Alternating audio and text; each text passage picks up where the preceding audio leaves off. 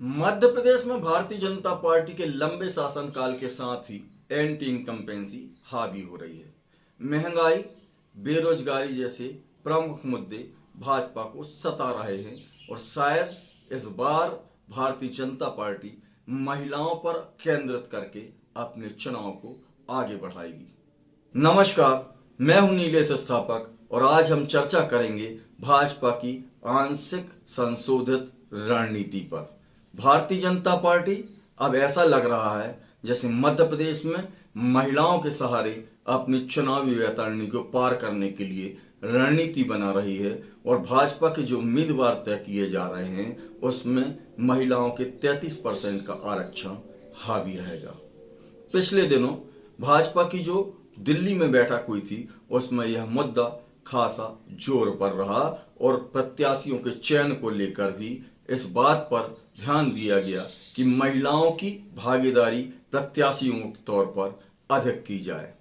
और यदि इस फार्मूले पर भाजपा काम करती है तो सिवनी जिले की 4 विधानसभा क्षेत्र सिवनी, केवलारी, बरघाट और लखनादौन में महिलाओं की हिस्सेदारी बढ़ाए जाने की बात की जाने लगी है। देखा जाए तो सिवनी जिले में 2 आरक्षित सीटें हैं जबकि 2 सामान्य सीटें हैं। केवलारी और सिवनी यह सामान्य सीट में आता है। लखनादौन व बरघाट आरक्षित कोटे में शुरू से रही हैं। इसको लेकर अब भारतीय जनता पार्टी ने जहां बरघाट से आदिवासी कैंडिडेट को घोषित कर दिया है, अब बची सिवनी, केवलारी और लखनादौन की सीट जहां पर एक महिला को प्रतिनिधित्व दिए जाने की सुगबुगाहट तेज हो गई है।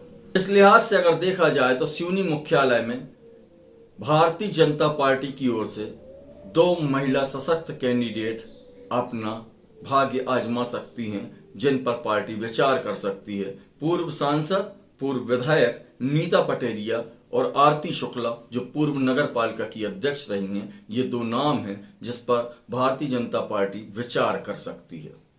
हालांकि 2 बार के सिटिंग एमएलए को टिकट न दिए जाने की जोखिम भारतीय जनता पार्टी ले पाएगी अथवा नहीं, यह उनके रणनीतिकारों की बुद्धि और विवेक के ऊपर है।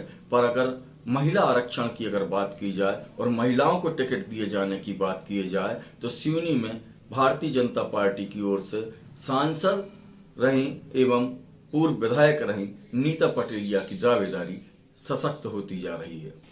सिवनी विधानसभा मुख्यालय वैसे भी सामान्य वर्ग के यहाँ पर जो मतदाता हैं वो निर्णायक होते हैं और जहां सभी वर्गों को सामान्य प्रतिनिधित्व की बात की जाती है तो सिवनी सीट सामान्य वर्ग को जाने के लिए भी तैयार हो सकती है। इस पर भी विचार किया जा सकता है। वहीं आरक्षित विधानसभा क्षेत्र लखनादौन से राजेश्वरी उइके का नाम जो प्रखरता से उभर रहा है वह भी इसी रणनीति का हिस्सा है। ऐसा कहा जा रहा है कि भाजपा की जो बैठक हुई थी उसमें लखनादौन विधानसभा क्षेत्र से जो सिंगल नाम विजय उइके का चल रहा था उसके बाद यकायक राजेश्वरी उइके का नाम आना इस बात की ओर इशारा कर रहा है कि भारतीय जनता पार्टी लखनादौन विधानसभा क्षेत्र से महिला उम्मीदवार के रूप में राजेश्वरी उइके के ऊपर भी दांव लगा सकती है।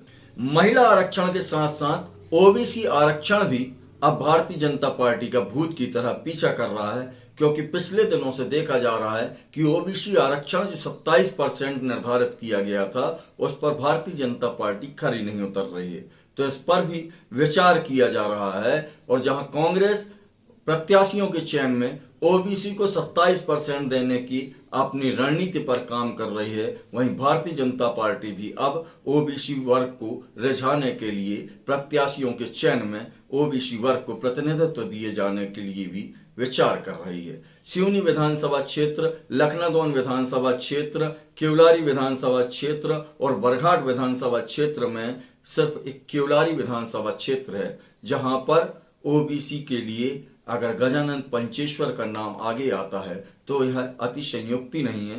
हालांकि सिवनी विधानसभा क्षेत्र से जो सिटिंग विधायक हैं दिनेश राय, यदि उन्हें टिकट दिया जाता है तो वो भी ओबीसी वर्ग से प्रतिनिधित्व करते हैं।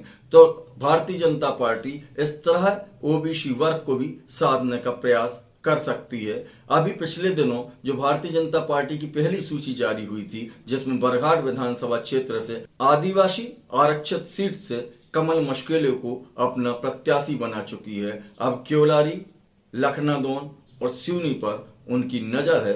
प्रत्याशियों के चयन को लेकर भारतीय जनता पार्टी बहुत ही बारीकी से अब निर्णय ले रही है। शायद यही कारण है कि भाजपा की दूसरी सूची जारी होनी थी, उसमें थोड़ा सा वक्त लग रहा है। अगर देखा जाए तो सिवनी विधानसभा क्षेत्र से सिटिंग एमएलए दिनेश राय जो हैं वो पिछड़ा वर्ग से आते हैं।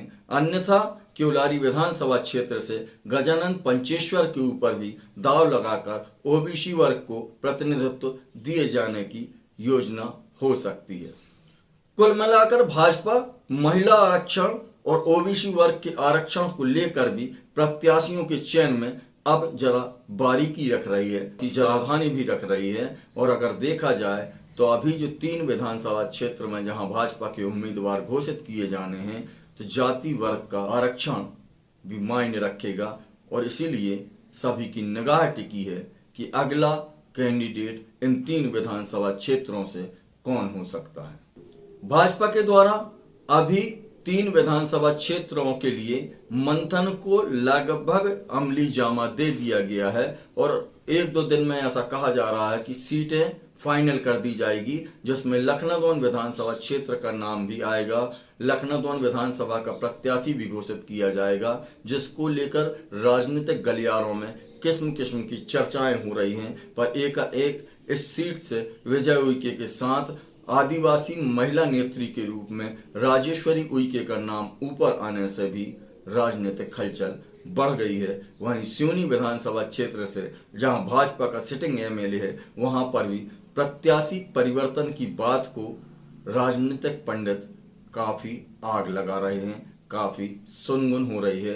पर कहा जा रहा है कि सिवनी और क्योलारी विधानसभा क्षेत्र जहां भारतीय जनता पार्टी के सिटिंग एमएलए है, यहां पर भाजपा कोई जोखिम भी लेगी, इसको देखना होगा।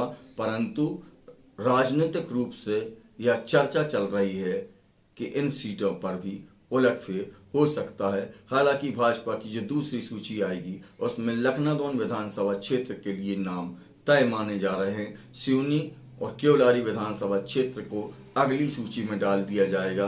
पर ऐसा देखा जा रहा है कि महिला और ओबीसी आरक्षण को लेकर पार्टी गहन विचार मंथन कर रही है। नमस्कार।